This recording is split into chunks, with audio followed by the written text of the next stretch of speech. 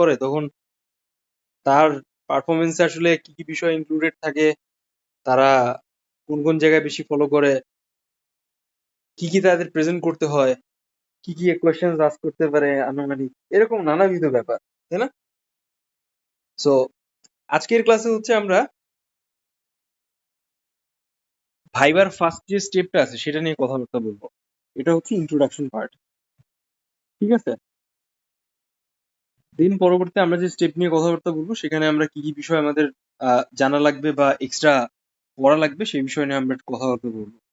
তো সবার আগে হচ্ছে যে বিষয়টা আপনাকে জানতে হবে যে পারফরমেন্স আর্টটা কি আসলে। পারফরমেন্স আর্টটা হচ্ছে যে যখন আপনি কোনো কিছু প্রেজেন্ট করতেছেন বা আপনার যে ওভারঅল অ্যাক্টিভিটিস বা উপস্থিতিটা আছে ইন জেনারেল সেন্স, ওই জিনিসটাকেই হচ্ছে পারফরমেন্স করে দেখানো বা আপনার বিভিন্ন বাচনভঙ্গি, উপস্থাপনা, এটার উপর বেস করে সাধারণত পারফরমেন্স আর্টটা হয়ে থাকে। তো নাটক, নাট্যকলা রিলেটেড যাবতীয় যা আছে সবকিছু পারফরমেন্স স্টাডি বা পারফরমেন্স আর্টের ভেতরে আসে। ক্লিয়ার?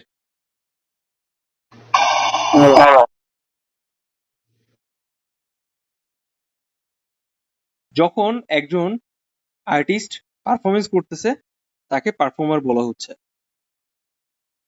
কিন্তু এই ছাড়াও মূলত যারা পারফরমেন্স আর্টের সাথে কানেক্টেড থাকেন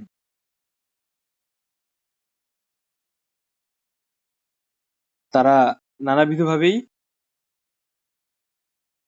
নিজেদের যেই ওভারঅল উপস্থাপনা আছে বা তিনি মূলত যেটা প্রকাশ করতে চাইতেছেন সেই রকম যাবতীয় ব্যাপারগুলোকে তার পারফরমেন্সের থ্রুতেই গুরুত্ব দিয়ে থাকে। এটা হচ্ছে মেইন ব্যাপার।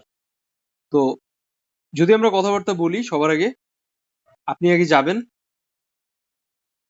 আপনার যেই এক্সাম হলটা আছে সেখানে, আপনি একটা গ্রিট করে ঢুকবেন এক্সামে। সবার আগে আপনাকে সালাম দিতে হবে, যে যে ধর্মাবলম্বী আছেন সেই সেই ধর্মাবলম্বী অনুযায়ী আপনি সালাম দিবেন, একটা বেসিক গ্রিট করলেন। তো খুব বেশি ক্যাজুয়াল হওয়া যাবে না, আপনি ভাইবাতে নিজেকে শক্তপোক্তভাবেই উপস্থাপন করছেন এমন একটা ব্যাপার থাকা লাগবে।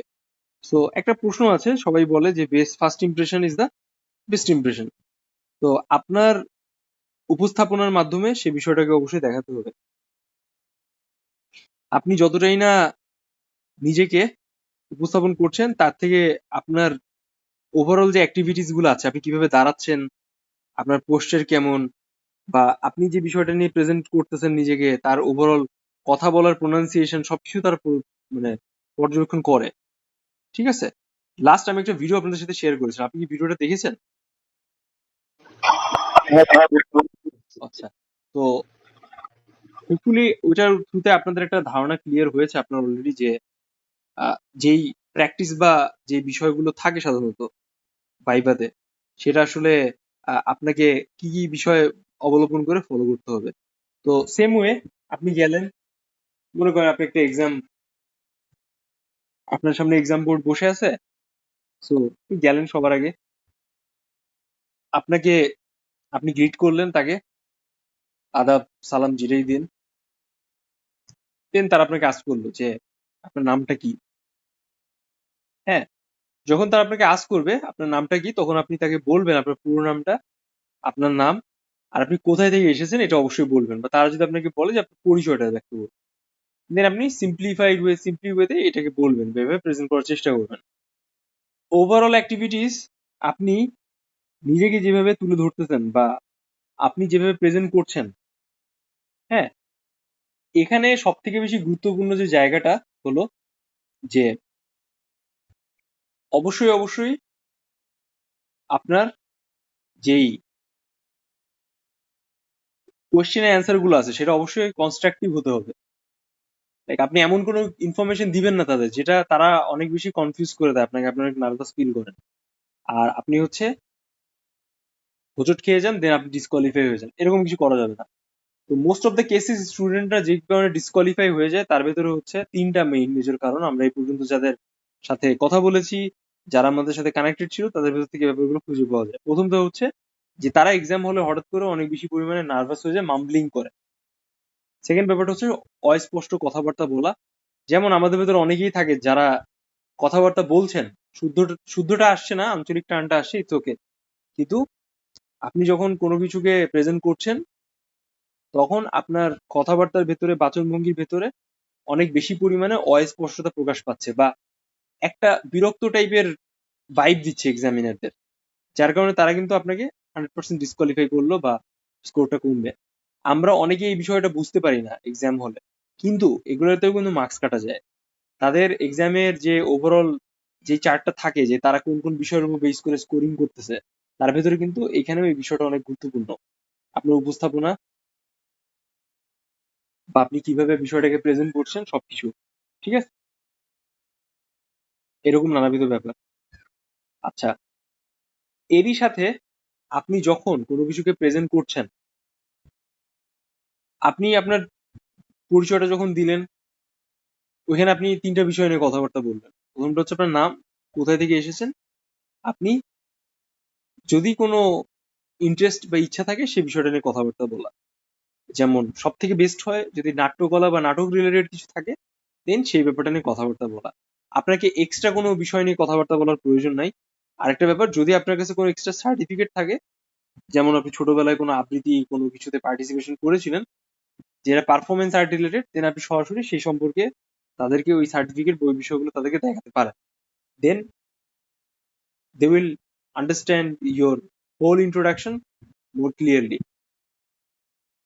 ঠিক আছে? ভাই একটা প্রশ্ন ছিল। হ্যাঁ, হ্যাঁ, বলেন।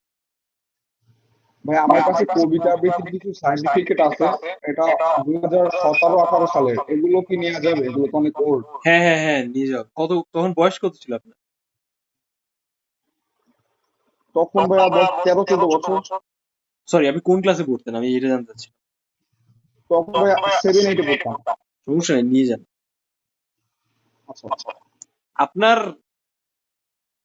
ব্যাপারটা হচ্ছে এরকম যে আপনার কাছে কোনটা বেশি ভাল লাগবে, যে আপনি যুদ্ধের ময়দান থেকে যুদ্ধ ছেড়ে চলে যাবেন, পলাই যাবেন, নাকি যুদ্ধের ময়দানে আপনার কাছে যা আছে আপনি সেটাতে ফাইট দিয়ে নিজেকে জয়যুক্ত করবেন, বা সর্ব লাস্ট অবধি পর্যন্ত চেষ্টা করে যাবেন? কোনটা আপনার বেশি পছন্দ হবে? অবশ্যই ভাইয়া শেষ পর্যন্ত এক্স্যাক্টলি। সো এইটা হইতেছে আমাদের বর্তমান বাংলাদেশের রিফ্লেকশন। আমাদের ব্যাপারটা হচ্ছে এরকম টেন্ডেন্সি থাকে যে আমাদের নিজস্বত্ব নাই, আমাদের পার্সোনালিটি নাই, বা আমরা হচ্ছে সেলফ রেসপেক্টফুল পার্সন না। ঠিক আছে? এইটা হইতেছে মেজর ইস্যু, মেজর ব্যাপার। আমরা যেটা করি, আমরা হচ্ছে একটা সার্টেন টাইম পর্যন্ত পড়াশোনা করি, বা আমাদের বাবা মা হচ্ছে একটা অ্যামাউন্ট সেভিংস করে আমাদের জন্য, আমরা বলি সেই সেভিংস অ্যাকাউন্ট টাকা দাও, আমি বিদেশ চলে যাবো। সে ঠিকই বিদেশ চলে যায়, বিদেশে সেটেল হয়ে যায় বউ বাচ্চা নিয়ে। পরে দুইটা জিনিস ঘটে, একটা হচ্ছে দেশের জন্য, একটা হচ্ছে তার ফ্যামিলির জন্য। দেশের জন্য কি ঘটে, যে দেশ থেকে একটা ব্রেইন ড্রেইন হয়ে গেল, বা দেশ থেকে একটা ট্যালেন্ট কমে গেল। আপনি বিদেশ পড়তে যান, আপনি 5 বছর কেন, আপনি 10 বছর থাকেন, 15 বছর থাকেন, কিন্তু একটা সাডেন টাইমের পরে আপনি যখন দেশে আসতেছেন, আপনি যখন দেশের জন্য কোনো কন্ট্রিবিউশন করতেছেন, ওইটাই হচ্ছে দেশের পাওয়া। বুঝছেন? কিন্তু ম্যাক্সিমাম মানুষ এটা করে না। তারা এমন মধু পায় বিদেশে যে তারা আর দেশের কথা শুনলেই তাদের ঘৃণা লাগে। But this is not happen in every time. Hopefully next generation থেকে আমাদের এই জিনিসটা ক্ল্যারিটি আসবে। আপনি সেটেল হতে পারেন বিদেশে, ইটস ওকে। আপনি আপনার মানে সবকিছু ওইখানে করেন, বাট একটা পোর্শন থাকে আপনার লাইফের যেটা আপনি দেশের জন্য করছেন, এই জিনিসটা খুব বেশি গুরুত্বপূর্ণ। তারপর না ডেভেলপ করবে, এবার 1%, 5%, 10% করে। আর একটা ব্যাপার যেটা হয়, আমরা যেটা দেখি যে বাবা মারা একা হয়ে যায়, লাস্ট অব্দি পর্যন্ত বাবা মারা হচ্ছে ছেলে মেয়েদের যে সাপোর্টটা থাকা প্রয়োজন শেষ বয়সে, সেটা পায় না। এতে করে হচ্ছে তাদের বার্ধক্য খুবই কষ্টে যায়, বা অনেক কিছু যে নিডস থাকে সেটা ফিল আপ হয় না, অনেক লোনলিনেস তৈরি হয়, এটা মানসিক সমস্যা, আর এটা খুবই দুঃখজনক। সো যাক, এই জন্য হচ্ছে যে জিনিসটা প্রয়োজন, যে আপনার যেটা আছে সেটা নিয়ে রিপ্রেজেন্ট করা নিজেকে। দেন আপনি আপনার এই সার্টিফিকেট গুলো তাকে দেখালেন, নাম পরিচয় দিলেন খুব সুন্দর করে। তারা আপনাকে আস্ক করলো হুট করে যে আপনি আসলে উম, এত আর্লি সার্টিফিকেট গুলো কেন দেখান? এটা খুব কমন কোয়েশ্চেন। বা তারা আপনাকে আস্ক করলো যে আপনি নিজেকে যেভাবে প্রেজেন্ট করছেন, আপনি বলছেন যে আপনি আগে আবৃত্তি করেছেন বা এরকম এরকম বিষয়ের সাথে জড়িত ছিলেন, তো এই যে 7 থেকে ইন্টারমিডিয়েট পর্যন্ত যেটা গ্যাপ পড়েছে আপনার জীবনে, এই গ্যাপটাতে আপনি কি করলেন? বা আপনি কি কোনো মানে সাংস্কৃতিক বা চর্চার সাথে জড়িত ছিলেন না? তখন আপনি যেটা অ্যান্সার করবেন যে আপনি বলবেন তাকে যে দেখেন আমার স্টাডি অনেক ব্যস্ততা ছিল, বা আমার ভেতর সেই ইচ্ছাটা ছিল যে আমি সাংস্কৃতিক বা কোনো এক্সট্রা কারিকুলার অ্যাক্টিভিটিস এর সাথে থাকি, যেটা হয়তো বা আমার ভালো লাগার কাজ করে। কারণ আপনি যখন মানে একটু নিজেকে উপস্থাপন করবেন পজিটিভ ওয়েতে, পজিটিভ ভাইব দেওয়ার ট্রাই করবেন, যেন আপনাকে তারা এই কোয়েশ্চেন্স করে কোনো নেগেটিভ অ্যান্সার না পায় আপনার থেকে। It is necessary, right? So আপনি যখন তাকে আপনার এই সার্টিফিকেট গুলো দিচ্ছেন, তার সিম্পলি আপনার প্রতি একটা পজিটিভ দাঁড়াবে, পজিটিভ বিষয় দাঁড়াবে। সেকেন্ডলি, আপনি যখন এই কোশ্চেনের অ্যান্সারটা এভাবে পজিটিভলি করলেন, দেন তারা আপনার প্রতি আরো বেশি কনফিডেন্ট পাচ্ছে। তারা এটা মনে করতেছে সাইকোলজিক্যালি যে এই ছেলেটা যথেষ্ট ম্যাচিউর, এই ছেলেটার ভেতর যথেষ্ট ওই এম্পাওয়ারমেন্ট আছে, সে যদি আমাদের ডিপার্টমেন্টে আসে, তার অধীর ইচ্ছা আগ্রহ থেকে অবশ্যই ভালো করতে পারে ইন ফিউচারে। সো ইন দ্যাট কেস এই ফিল্ডের জন্য এই ছেলেটা যথেষ্ট স্বয়ংসম্পূর্ণ, and they will give you extra points. So hopefully আপনি ব্যাপারটুকু বুঝতে পারলেন। এইবার এই 10 সেকেন্ডস 15 সেকেন্ডসে আপনাকে এই 3টা কোশ্চেন করলো, আপনি এটা অ্যান্সার করলেন। নেক্সট স্টেজে আপনি আবৃত্তি যে করেছিলেন সেই আবৃত্তি রিলেটেড আপনাকে কোনো কোশ্চেন্স করবে, বা সরাসরি হচ্ছে আপনাকে অভিনয় রিলেটেড কোশ্চেন্স করবে। অভিনয় রিলেটেড কোশ্চেনটা হচ্ছে বেসিক্যালি অনেক কমন একটা ফ্যাক্টর। লাইক আপনি কোনো টিকটক রিলস দেখতেছেন, কোনো মেয়ে নাচতেছে ছোট জামা পরে, বা আপনি কোনো মেসেঞ্জারের সরি ফেসবুকের কোনো শর্টস দেখতেছেন, সরি রিলস দেখতেছেন, অথবা ইউটিউবের কোনো শর্টস দেখতেছেন, আপনার হঠাৎ করে মাইন্ড চেঞ্জ হয়ে যাচ্ছে। ঠিক আছে, মনে করেন যে আপনার খুব সোশ্যাল মিডিয়া একটা সেলিব্রিটি খুব ফেমাস, আপনার খুব ভালো লাগে ইনস্টাগ্রাম মডেল, তার রিলসে হচ্ছে পার 10 মিলিয়ন 20 মিলিয়ন ভিউ আসে। ঠিক আছে, সে হচ্ছে একটা ইনফ্লুয়েন্সার, সে একটা মোটামুটি একটা মানে একটা বেসিক মানে একটা অ্যাভারেজ কন্টেন্ট টাইপেরই বানায়, তার কোনো আকর্ষণের ব্যাপার কারণে সে হয়তো বা খুব ভালো ভিউজ রিচ পায়। ঠিক আছে, দেখতে আপনার ভালো লাগে, হঠাৎ করে আপনার খুব অন্যরকম ফিলিংস কাজ করতেছে।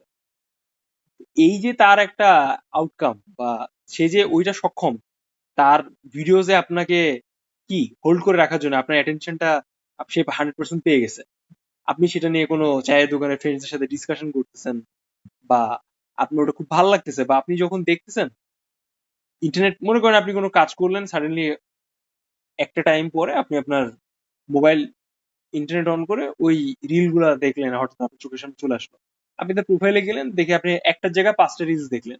তো একটা রিলসের সময় নষ্ট হচ্ছে 30 সেকেন্ড বা 1 মিনিট, আমরা ধরি 5টা রিলসের জন্য সময় নষ্ট হচ্ছে 5 মিনিট। দেন ওই অ্যালগোরিদমটা খুব ভালোভাবে জানে আপনি ঠিক 5 মিনিট যখন দেখতেছেন, দেন ওই অ্যালগোরিদমটা এমন একটা কন্টেন্ট, ওই সেম সিমিলার কন্টেন্ট আপনার সামনে আনবে, আপনি নেক্সট 10 মিনিটস আরো ওয়েস্ট করবেন। তো এই যে একটা অথেন্টিসিটি আছে বা অ্যাটেনশনটা আছে, আপনাকে এক্সাম হলের দিন নেক্সট যে কোশ্চেনটা করবে আপনাকে স্টেপ বাই স্টেপ এমন ভাবে বিষয়টাকে অ্যান্সার করতে হবে যেন এক্সামিনার আপনার থ্রুতে সেই কনফিডেন্ট লেভেলটা পায়, আর তারা যেন আপনার সেই অ্যাটেনশনটা পায় ইন পজিটিভ ওয়ে। এইটাই হইতেছে মেইন খেলা, বুঝছেন? সো ফার্দার আমরা কি নিয়ে কথাবার্তা বললাম, যে আপনি যখন কোনো আহ, আবৃত্তি রিলেটেড কোশ্চেন পাইলেন বা কোনো অভিনয় রিলেটেড কোশ্চেন পাইলেন, সেটাকে কিভাবে ডিল করতে হবে, এইটা হইতেছে এখন আমাদের মেইন ডিসকাশন। তো আপনাকে তারা কোনো কবিতা বই দিতে পারে ইনস্ট্যান্ট, দেন সেই কবিতার বই দেখে দেখে আপনাকে উচ্চারণ করে পড়তে বলতে পারে, বা আপনাকে বলতে পারে যে তুমি এটা আবৃত্তি করে শোনাও। ঠিক আছে, এখন আপনার কথাবার্তার ভেতরে যদি অনেক বেশি পরিমাণে আঞ্চলিকতা আসে, বা তারা যদি এটা মনে করে ফার্স্ট অ্যাটেমে আপনি যে ইন্ট্রোডাকশনটা দিলেন সেটা শুনে যে আপনার ভেতরে অনেক বেশি আঞ্চলিকতা টান আছে, দেন তারা কিন্তু আপনাকে এরকম টাইপের একটা হুটহাট করে কোশ্চেন্স করতে পারে। দেন আপনি এটা খেয়াল করলেন যে তারা একটা নতুন টপিকে আপনার সাথে আলাপ করছে, ডিউরিং দ্যাট টাইম আপনি যদি ওই 4 লাইন ভালোভাবে না পড়তে পারেন, বা আপনার ভিতরে যদি আঞ্চলিকতাটা বেশি আসে, then they will not defend you, but they will give you an opinion about আপনার প্রেজেন্টেশনটা বা পড়ার স্ট্রাকচারটা আসলে কেমন ছিল। আপনি জানেন যে একটা নাটকের একটা সংলাপ হয়, একটা স্টোরি প্লট হয়, বা একটা পারফরমেন্স হয়, যেটা হইতেছে মঞ্চস্থ করা বলে। যখন আপনি কোনো নাটকের স্ক্রিপ্ট পড়বেন, বা একজন নায়ক নায়িকা যখন নাটকের স্ক্রিপ্ট পড়ে বা সিনেমার স্ক্রিপ্ট পড়ে, প্রত্যেকটা ক্যারেক্টারের কিন্তু মোমেন্ট থাকে একটা, সেই মোমেন্টামের একটা এক্সপ্রেশন থাকে। সো ওই এক্সপ্রেশনটা ধরাটা হচ্ছে মেইন ব্যাপার। ইন দ্যাট কেস আপনি যদি আবৃত্তিটা বা আপনার যে বাচন ভঙ্গিটা আছে সেটা যদি ওই এক্সপ্রেশনটা না দেয়, দেন আপনি কিন্তু পয়েন্টস মাইনাস করতে থাকবেন আপনার দিক থেকে। For that reason it is very much important for you to deal with all this words sentences. যেমন মনে করেন যে আপনাকে কোনো প্রেমের কবিতা পড়তে বললো, বা হয়তোবা কবিতার বই থেকে বললো যে এই এতটুকু অঙ্ক আপনি আমাকে পড়ে শোনান। আপনি যদি সেই সিকোয়েন্সে না পড়তে পারেন, দেন ইট উইল হ্যাপেন নেগেটিভ, আপনার সুযোগ নাই chance power. So in every single seconds আপনাকে অবশ্যই খেয়াল রাখতে হবে যে আপনি সেটাকে কতটুকু পজিটিভ ওয়েতে সুন্দর করে উপস্থাপন করতে পারছেন। সো ইন্ট্রোডাক্টরি পার্টে আরেকটা ব্যাপার থাকে যে আপনি যখন কোনো কিছুকে এমফেসাইজ করতেছেন অ্যাবাউট ইউর সেলফ, ওইখানে আপনি কোন অঞ্চলের বিষয়টা নিয়ে কথাবার্তা বলছেন বা আপনি এক্স্যাক্টলি কোথায় থেকে এসেছেন এটাও তো আপনি ইন্ট্রোডিউস করতেছেন। যেমন এইভাবে আপনি আপনার নাম অমুক, আপনি অমুক জায়গা থেকে এসেছেন, আপনি এগুলো এগুলো বিষয় পড়তে বেশি পছন্দ করেন। ঠিক আছে? সো মাঝে মাঝে এমনও হয় যে এক্সাম বোর্ডে যে সদস্যটা থাকে তার সাথে আপনার লোকেশনটা মিলে যাচ্ছে, বা আপনার আশেপাশে কোনো লোকেশন, যেমন মনে করেন যে কেউ খুলনায় থাকে, আবার তার আশেপাশের লোকেশন নড়াইল, যশোর, মাগুরা, এরকম। কেউ ঢাকায় থাকে, ঢাকার আশেপাশে নারায়ণগঞ্জ, ময়মনসিংহ, হ্যাঁ, কিশোরগঞ্জ, সিলেটের আশেপাশে। তো এই ভ্যারিয়েশন অনুযায়ী কিছু কোয়েশ্চেন আসে, এটা নিয়ে আমরা একটু পরে কথা বলবো, বাট রাইট নাও আপনাকে এই ব্যাপারটা বুঝতে হবে যে আপনার আঞ্চলিকতাটা। ঠিক আছে? তো আপনি আবৃত্তি করলেন, একটা জিনিসকে খুব সুস্পষ্ট ভাবে পড়ে শোনানোর চেষ্টা করলেন, আপনি এটা পাস, মনে করেন আপনি এটা 100% স্কোর পেলেন। Next they will ask you about এই ড্রামা, মনে করেন আপনাকে ড্রামা রিলেটেড কিছু কোয়েশ্চেন্স করলো, দেন সাডেনলি আপনাকে তারা বললো যে একটা অভিনয় করে দেখাও। এখন আপনি ক্যারেক্টারে কোন ক্যারেক্টারে অভিনয় করবেন, কিভাবে অভিনয় করবেন, ইটস আপ টু ইউ। এই জন্য ইন নেক্সট ক্লাস আপনাদের প্রথম টাস্কটা থাকবে যে আপনি একটা অভিনয় ফিক্স করবেন, ইন্টারনেট দেখে, ইউটিউব দেখে, যেভাবে পারেন, আর সেই অভিনয়টা নিজের থেকে আত্মস্থ করার চেষ্টা করবেন, এনি ক্যারেক্টার। ঠিক আছে? মোস্ট অফ দ্য কমনলি যেটা হয় যে আমরা যেটা বলি যে আপনারা নিজেদের আঞ্চলিক ভাষায় একটা অভিনয় করবেন। অ্যাডমিশন টেস্টে নাট্যকলার ভাইভাতে আঞ্চলিকতাটাকে অনেক বেশি প্রাধান্য দেওয়া হয়ে থাকে। For that reason it is very much important for you to কি improvise your local accent. Okay?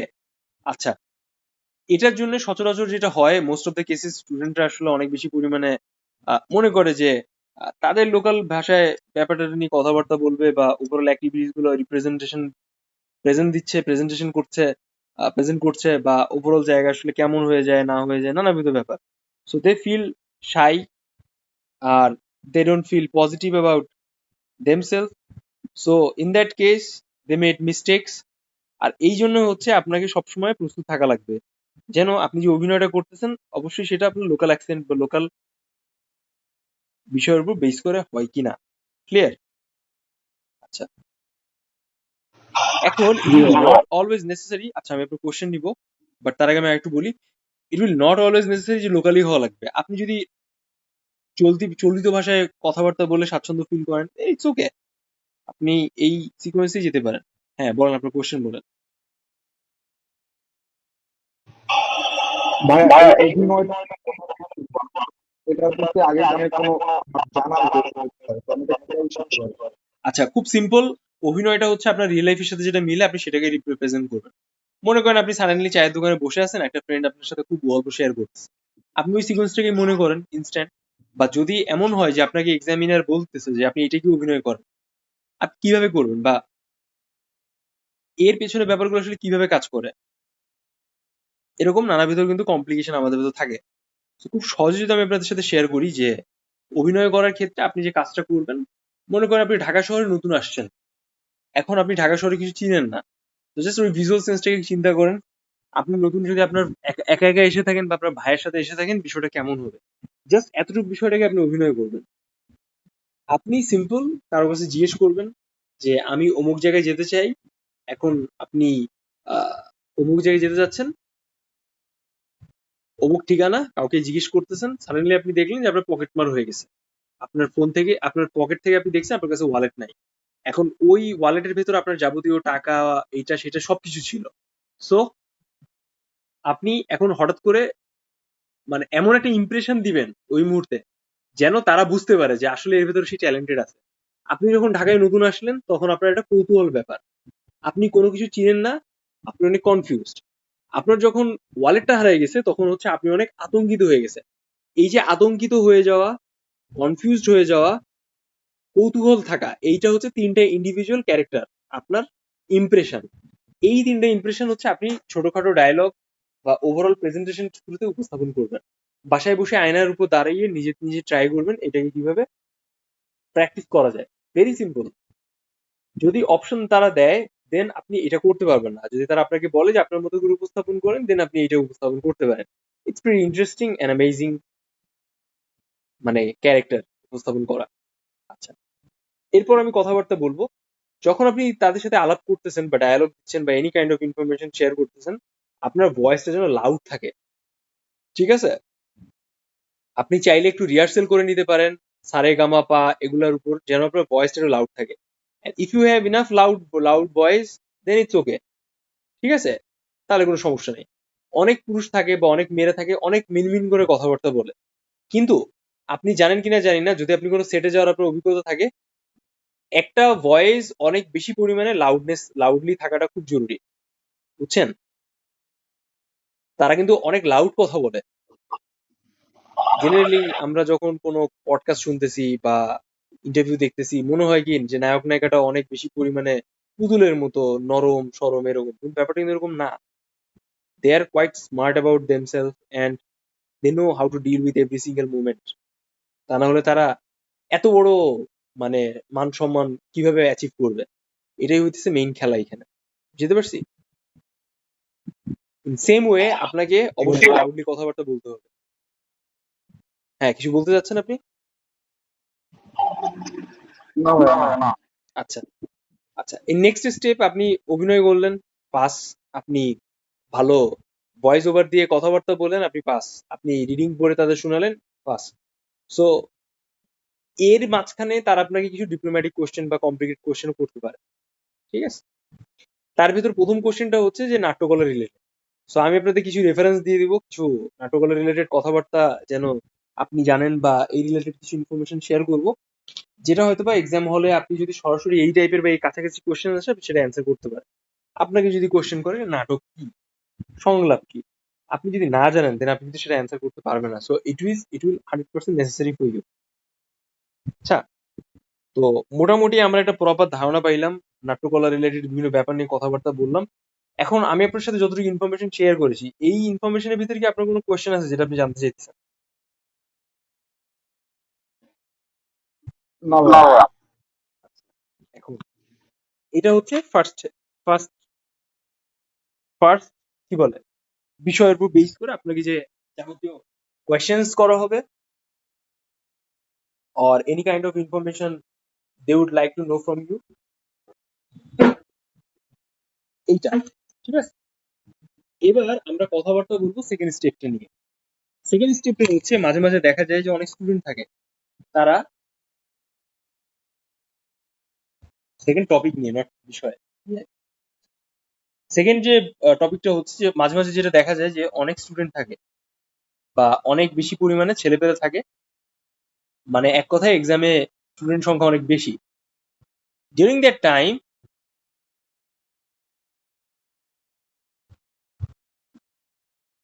Examiner দুইজন তিনজন করে, কি বলেন তো, দুইজন তিনজন ছেলে মেলে ফিক্স করে দেয়। ঠিক আছে? ফিক্স করে বলে যে তোমরা কম্বাইন্ড একটা অভিনয় করবা। মনে করেন যে আপনাকে একটা ক্যারেক্টার দিল, আরেকটা ছেলেকে আরেকটা ক্যারেক্টার দিল, বা আপনাদের পাঁচজনকে একসাথে এক্সাম হলে তারা ডাকছে, ডেকে বলতেছে যে তোমাদের 1 মিনিট টাইম দিলাম, তোমরা এই বিষয়ের উপর একটা টপিক ফিক্স করো বা এমন একটা কনসেপ্ট চিন্তা করো তার উপর অভিনয় করে আমাদের দেখাবা। সো ওই মুহূর্তে 3 জন থেকে একজনকে তারা সিলেক্ট করে। সো এই ক্ষেত্রে কিন্তু কম্পিটিশন লেভেলটা একটু বেশি হায়ার থাকে। সো দ্যাটস ওয়াই আমি আপনাকে পার্সোনালি বলবো যে যদি এরকম সিচুয়েশন আসে, দেন আপনি সরাসরি এমন কোনো সিকোয়েন্সটাকে ফলো করার চেষ্টা করবেন যেটা আপনাকে ইজিয়েস্ট ওয়েতে হেল্প করে। সো মাঝে মাঝে এমনও হয় যে আপনাকে আপনার ফেভারিট মুভি সম্পর্কে জানতে চাইবে, বা ফেভারিট কোনো প্লে সম্পর্কে জানতে চাইবে, আপনি কি পছন্দ করেন, কি টাইপের মানে পারফরমেন্স আর্ট, সেটা জানতে চাইবে। দেন ওই সিনেমা বা ওই সিনেমা রিলেটেড বিষয়ের উপর বেস করে কোশ্চেন্স আপনাকে কিন্তু আস্ক করতে পারে। তখন কিন্তু দেখা যায় যে এটা কিন্তু অনেক কমপ্লিকেটেড হয়ে যায়, যে আপনি আসলে কিভাবে ব্যাপারটা নিয়ে কথাবার্তা বলছেন তাদের সাথে, বা ওভারঅল স্পেসে আসলে কতটুকু স্বয়ংসম্পূর্ণ হচ্ছে, বা আপনি যেটা বলতেছেন সেটা আদৌ কনক্রিট কিনা, এরকম। তো এই জন্য এরকম সিচুয়েশনে আসলে এমন ভাবে আপনাকে অ্যান্সার করতে হবে কোশ্চেন্স বা কথাবার্তা বলতে হবে যেন সরাসরি আপনার এক্সামিনার আপনার থেকে অথেন্টিসিটি পায় আর সরাসরি জানতে পারে। এই জন্য আপনাকে মাঝে মাঝে যদি তারা মনে করেন আপনার সাথে কারোর কোনো লোকেশনটা মিলে গেল, আপনি কোথায় থাকেন সে কোথায় থাকে, এখন তারা আপনাকে যদি আস্ক করে যে অমুক সম্পর্কে তুমি জানো, আপনি না জানলে আপনি স্ট্রেট বলবেন তাকে যে হ্যাঁ, আমার ইচ্ছা আছে জানার, যেহেতু আমি এই ব্যাকগ্রাউন্ড থেকে না ডিরেক্টলি, বা ভবিষ্যতে যদি আমি আসি আমি অবশ্যই জানবো, রাইট নাও আমি এখন জানি না এই ব্যাপার সম্পর্কে। এইভাবে আপনি আপনার মতো করে বিষয়টাকে অ্যান্সার করার চেষ্টা করবেন, ঠিক আছে?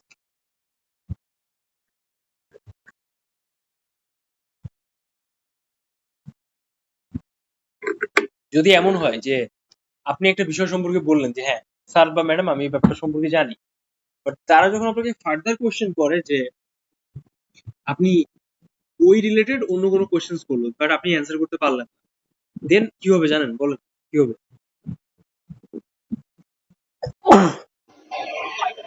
ডিসকোয়ালিফাই করতে পারে। ডিসকোয়ালিফাই, আপনাকে তারা এটা ধরে নিবে যে আপনার ভেতর অনেস্টি নাই। ফার্স্ট পয়েন্ট অফ ভিউ এটাই ধরে নিবে। সেকেন্ডলি তারা মনে করবে যে আপনি আসলে যেটা বলতেছেন সেটা এক্সাক্ট আপনার অ্যান্সার না, ঠিক আছে? সো এটা খুবই জরুরি আপনার জন্য,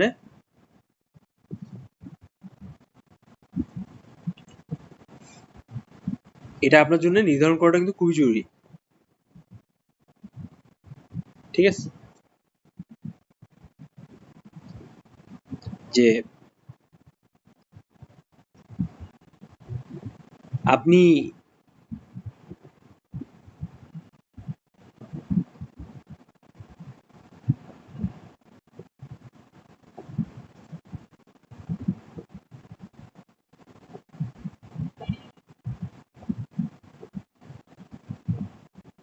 নিজেকে যেভাবে উপস্থাপন করছেন তার অ্যাকিউরেসিটা কতটুকু আছে, বা আপনার প্রেজেন্টেশন বা ওভারঅল অ্যাক্টিভিটিস গুলো কেমন আছে, ঠিক আছে? এভাবে কিন্তু আপনি নিজেকে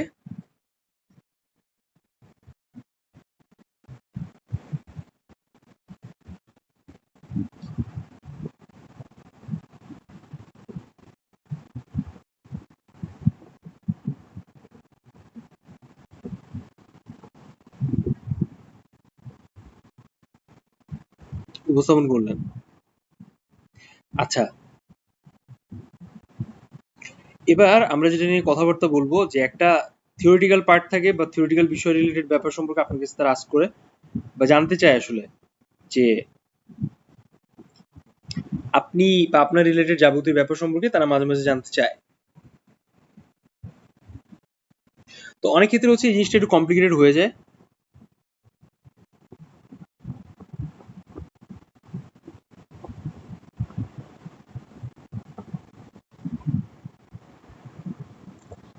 অনেক স্টুডেন্টের জন্য অ্যান্সার করা,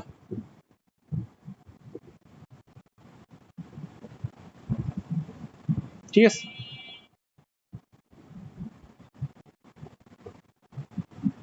তো এই ব্যাপারটাকেও একটু সচেতন ভাবে থাকতে হবে। তো আমরা কি শিখলাম? আমরা শিখলাম যে গ্রুপ ওয়াইজ আপনাকে একটা কোশ্চেন আস্ক করতে পারে, অর আপনাকে হচ্ছে তারা সরাসরি সিঙ্গেল কোর্সও আস্ক করতে পারে আপনার বিষয় রিলেটেড বা আপনার রিলেটেড, যেটা হচ্ছে আপনি সরাসরি যদি না জানেন, দেন এটা কিন্তু খুবই জটিল হয়ে যায় যে আসলে আপনি ওইটা সম্পর্কে স্বয়ংসম্পূর্ণ না। হ্যাঁ, সো অনেক স্টুডেন্ট থাকে যারা একটা প্রিপারেশন নিয়ে যায় পারফরমেন্সের জন্য। পারফরমেন্সের জন্য যেমন সিঙ্গিং, ইনস্ট্রুমেন্ট প্লে করা বা ডান্সিং, এটা নিয়ে একটা প্রিপারেশন তারা নিয়ে যায়। So it will not always necessary যে তারা আপনাকে এই ব্যাপার সম্পর্কে কি কোনো কিছু করতে বলবে, বুঝছেন? তো আপনি কি তিনটা বিষয়ের কোনো ব্যাপার সম্পর্কে আপনার কোনো নলেজ আছে?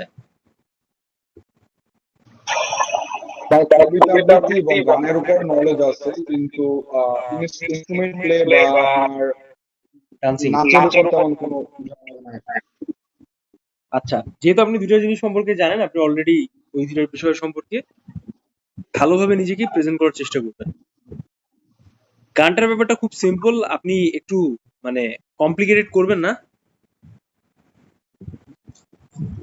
আপনি যদি সরাসরি নিজেকে গানের ক্ষেত্রে দেশীয় যে বিষয়টা আছে বা আমাদের বাংলাদেশী যে ব্যাপারটা আছে, এরকম টোন বা এরকম রিলেটেড মিউজিক, আধুনিক বাংলা মিউজিক আপনি যে কোনো কিছু করতে পারেন। সব থেকে বেস্ট হয় আপনি যদি রবীন্দ্রসঙ্গীতের 2-3টা লাইন ইন্টারনেট দেখে নিজের থেকে আয়ত্ত আস্তে করতে পারেন, ঠিক আছে? লালন গীতি হতে পারে, বাট এমন কিছু আপনি করবেন না যেটা হয়তো বা আপনাকে অনেক বেশি পরিমাণে জটিলতায় ফেলে দেয়, ঠিক আছে? সো অনেকে আস করে যে আপনি সম্পূর্ণ নতুন ইচ্ছা আছে পড়ার, বা আপনি কিভাবে বিষয়টাকে ম্যানেজ করবেন। একটা এক্সাম হলের যে প্রিপারেশন থাকে বা ওভারঅল অ্যাক্টিভিটিস থাকে, সম্পূর্ণটা আপনার উপর ডিপেন্ড করছে। আপনি নিজেকে কতটুকু পরিচালনা করতেছেন, কিভাবে পরিচালনা করছেন তার উপর ডিপেন্ড করছে। এখন মনে করেন যে একজন এক্সামিনার আপনাকে একটা কোয়েশ্চেন করলো, ঠিক আছে? আপনি ভ্যাবাচ্যাকা খেয়ে খেয়ে অ্যান্সার করতেছেন, দেন তারা তো সুযোগ পাবেই, তাই না? যে আপনি আপনার দুর্বলতা থেকে প্রকাশ করছেন, তারা তো সুযোগ পাবেই আপনাকে আরো বেশি প্রেশার দেওয়ার জন্য। সো দ্যাটস ওয়াই আপনার উপর ডিপেন্ড করে। তারা যখন আপনাকে একটা কোয়েশ্চেন করতেছে, আপনি আপনার স্টাইলে আপনার আঙ্গিকে অ্যান্সার করতেছেন, হ্যাঁ, যে এইটা আসলে এইরকম হবে, মানে এটা এরকম হইতে পারে, এটা এরকম হয়, আপনি এটা এরকম দেখেছেন, ঠিক আছে? সো দ্যাটস ওয়াই এটা নেসেসারি সামটাইমস যে আপনি ওইটাকে কতটুকু কনফিডেন্সিয়াল ওয়েতে অ্যান্সার করছেন। আমরা এমন অনেককেও দেখছি যে অনেক ছেলেপেলে আছে যারা কম জানে এরকম কালচারাল বিষয় সম্পর্কে, বাট তারা এতটাই সুন্দরভাবে নিজেদের ওভারঅল প্রেজেন্টেশন দিয়েছে যে হয়ে গেছে তাদের। সো এটা আসলে ডিপেন্ড করে, এটা ভ্যারি করে যে আপনি লাইক কিভাবে নিজেকে উপস্থাপন করবেন। তো আজকের প্র্যাকটিসে আমরা মোটামুটি দুটো বিষয় সম্পর্কে একটা কমপ্লিট ধারণা পাইলাম। ফার্স্ট অফ অল যে একজন স্টুডেন্ট কিভাবে নিজের প্রেজেন্টেশন করতে পারে। সেকেন্ডলি হচ্ছে যে আপনি প্রেজেন্টেশনের পাশাপাশি যখন আপনার এক্সট্রা কারিকুলার যে অ্যাক্টিভিটিস আছে সেটাকে কিভাবে আপনি উপস্থাপন করতে পারেন, লাইক মোর সুইটেবল প্রেজেন্টেবল হয়, ঠিক আছে? ওয়েল অর্গানাইজ থাকে। সিঙ্গেল অভিনয় ব্যাপারটা কেমন হতে পারে সে বিষয়টি, আর গ্রুপ ওয়াইজ অভিনয়টা কেমন হতে পারে সে বিষয়টি। ইভেন আমরা একটা উদাহরণও দেখেছি, তাই না, যে এক্স্যাক্টলি কিভাবে একটা অভিনয় হয় বা একটা অভিনয় করতে হয়, বা ওই অভিনয়ের ব্যাপারগুলো আসলে কি কি সিকোয়েন্স বা ব্যাপারগুলো আসলে কার্যক্রম বা কাজ করে, ঠিক আছে? তো এই ব্যাপারগুলোকে আপনাকে অবশ্যই নোটিসেবল ভাবে রাখতে হবে আর উপস্থাপন করতে হবে। হ্যাঁ, তো আজকে আমরা বেশি আগাবো না, আমরা আপনাদেরকে যে টাস্কটা দিয়েছি সেই টাস্কটা আপনি ফিল আপ করেন, সেই ব্যাপারটা সম্পর্কে আমরা আগে আহ, জানি। ইন নেক্সট ক্লাস হচ্ছে আমরা আরো বিস্তারিত ব্যাপারগুলো সম্পর্কে জানার চেষ্টা করবো, উপস্থাপন করার চেষ্টা করবো। তো এতক্ষণ আমরা যাবতীয় যে ডিসকাশন করলাম, এতে কি আপনার কোনো কোয়েশ্চেন আছে? না ভাই। আচ্ছা, এর ভেতরে আমি আরেকটা বিষয় বলতে চাই যে মাঝে মাঝে এক্সামিনার আরেকটা এক্সট্রা কোয়েশ্চেন করে বা এক্সট্রা আপনাকে মানে অ্যাক্টিভিটিস উপস্থাপন করতে বলবে, যে তারা আপনাকে বলবে যে আমাদের সারপ্রাইজ করে দেখাও অভিনয়ের থ্রুতে, বা তারা আপনাকে এমনও বলতে পারে যে তাদের এমন একটা প্রেজেন্টেশন করো যে তারা অনেক আতঙ্কিত হয়ে যায়। ইন দ্যাট টাইম এটা আসলে অনেক কমপ্লিকেটেড হয়ে যায় যে কাউকে আতঙ্কিত করা, কাউকে অনেক সারপ্রাইজ করা, কাউকে অনেক বেশি হাসানো, জোক। তো এখন আপনি তো এক্সামিনারের কান্ধে ছুরি চালাইতে পারবে না, তাই না? সো এরকম কিছু করা যাবে না। আপনি হয়তোবা কোনো কথাবার্তা বলে কোনো বিষয়কে চেঞ্জ করে এরকম উপস্থাপন করতে পারেন, ইটস ওকে। হ্যাঁ, সো মোস্ট অফ দ্য কেসে ফানিয়েস্ট পার্টি থাকে যে আসলে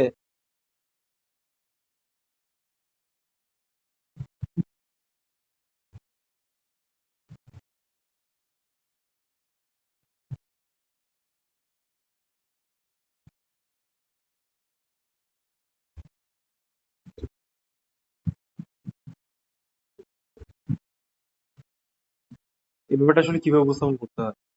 তো ঠিক আছে, আজকে আমরা ক্লাস আর বেশি সময় না রাখি, আমরা এমনি অনেক দীর্ঘ ক্লাস করেছি। আর আমাদের যেহেতু স্টুডেন্ট উপস্থিতি অনেক কম, সো দ্যাটস ওয়াই আমরা ফার্দার বিষয়ে এগিয়ে যাব নেক্সট ক্লাসে। আর অনেক কিছু জানা শেখার আছে যেগুলো আমাদের স্টেপ বাই স্টেপ জানতে হবে। সো আপাতত হচ্ছে আমাদের এইটুক বিষয়টা একটু ক্ল্যারিটি আনা দরকার যে আসলে কিভাবে কি করা উচিত বা করা যায়। সো নেক্সট হচ্ছে আপনাদের যারা 17 তারিখ এক্সাম দিবেন সিইউতে মুক্তবেলায়, তাদের এক্সাম আছে। আর ডিউর এক্সাম এর ভিতর হবে না, এই লাস্ট উইকে হবে না। সো হোপফুলি আমরা আরো সময় পাচ্ছি আমাদের ফার্দার ডিসকাশন এগিয়ে নেওয়ার জন্য, বা আমাদের নেক্সট প্রিপারেশন কেমন থাকে।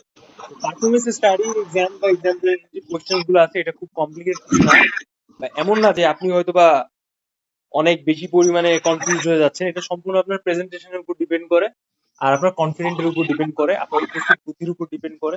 আপনি কতটুকু আরেকজনকে কনভিন্স করতে পারেন, উপস্থাপন করতে পারেন, সেই ক্যাপাবিলিটি তারা জাজ করতে চায়।